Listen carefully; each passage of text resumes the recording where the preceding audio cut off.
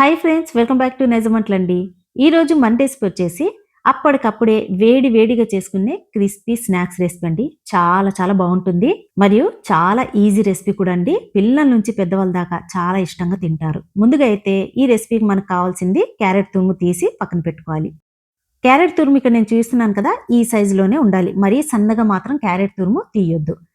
ఇప్పుడు ఇందులోకి ఉల్లిపాయ ముక్కలు తీసుకోవాలి. ఉల్లిపాయలు మాత్రం 3 మీడియం సైజులో ఉన్నటువంటి ఉల్లిపాయ ముక్కలు తీసుకోండి. దీంతో పాటు పచ్చిమిరపకాయలు తీసుకోవాలి. సన్నగా తరిగిన పచ్చిమిర్చి తీసుకోండి.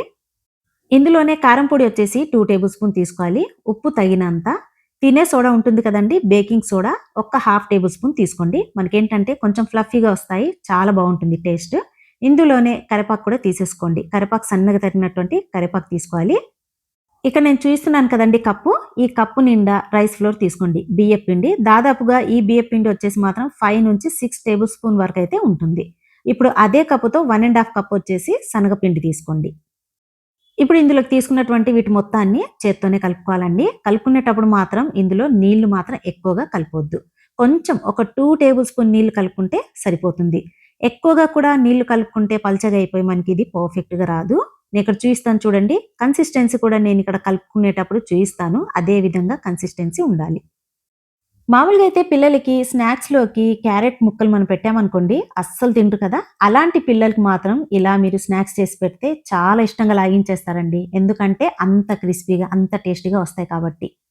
పిల్లలే కాదండి, పెద్దవాళ్ళు కూడా ఇష్టంగా మరీ లాగించేస్తారు. చాలా టేస్ట్‌గా ఉంటుంది. చూడండి, ఈ విధంగా కలుపుకోవాలి. కలుపుకునేటప్పుడు కొంచెం ఇందులో పసుపు పొడి కూడా కలుపుకోండి. ఈ విధంగా కన్సిస్టెన్సీ అనేది ఉండాలి. ఇప్పుడు నూనె బాగా వేడైన తర్వాత ఇందులోకి పకోడీలాగా వేసేసుకోవాలి. మీడియం ఫ్లేమ్ మీద మాత్రం మంటని అడ్జస్ట్ చేసేయండి. మరీ హై ఫ్లేమ్‌లో పెట్టేసామనుకోండి, ఇవి లోపల పచ్చిగా ఉండిపోతాయి. మనం డైరెక్ట్‌గా క్యారెట్ తీసుకోవాలన్నా, లేదనుకోండి జ్యూస్ లాగా మనం ప్రిపేర్ చేసి తీసుకోవాలన్నా కొంతమందికి నచ్చదు కదా! సో, అలాంటప్పుడు ఇలా పకోడీలాగా చేసి ఇవ్వండి. వాళ్ళు చాలా ఇష్టంగా తినేస్తారండి. ఇలా కనీసం వారంలో ఒక 2 రోజులైనా పిల్లలకి ఇలా ప్రిపేర్ చేసి ఇస్తే ఇష్టంగా తినేస్తారు. బయట ఫుడ్ కూడా మనం కొనాల్సిన అవసరం లేదండి. అప్పటికప్పుడే క్విక్‌గా చేసుకునే స్నాక్స్ రెసిపీ. పకోడీని మాత్రం ఇందులోకి తీసుకున్న తర్వాత ఈ విధంగా టర్న్ చేస్తూ ఉండాలండి. ఒకే సైడ్ మనం అలా పెట్టేసామనుకోండి, తొందరగా ఇవి మాడిపోతాయి. మనం ఈ విధంగా టర్న్ చేసుకుంటూ వీటిని కొంచెం కలర్ చేంజ్ అయ్యేంత వరకు ఫ్రై చేసేసుకోవాలి. చూడండి, ఇక్కడ ఎర్రగా మనకి ఫ్రై అయిపోయిన తర్వాత ఒక ప్లేట్‌లోకి వీటిని డిష్ ఔట్ చేసేయాలి. పకోడీని మాత్రం మనం ప్రిపేర్ చేసిన వెంటనే తినొద్దండి. కొంచెం ఒక 5-10 మినిట్స్ కాస్త రెస్ట్ ఇచ్చిన తర్వాత తీసుకుంటే క్రిస్పీగా వస్తాయి. ఈ నూనె నుంచి తీసిన వెంటనే తిన్నామనుకోండి, మెత్తగా ఉండిపోతాయి. సో, ఒక 10 మినిట్స్ తర్వాత మీరు తినండి. చాలా క్రిస్పీగా, చాలా టేస్టీగా ఉంటాయి.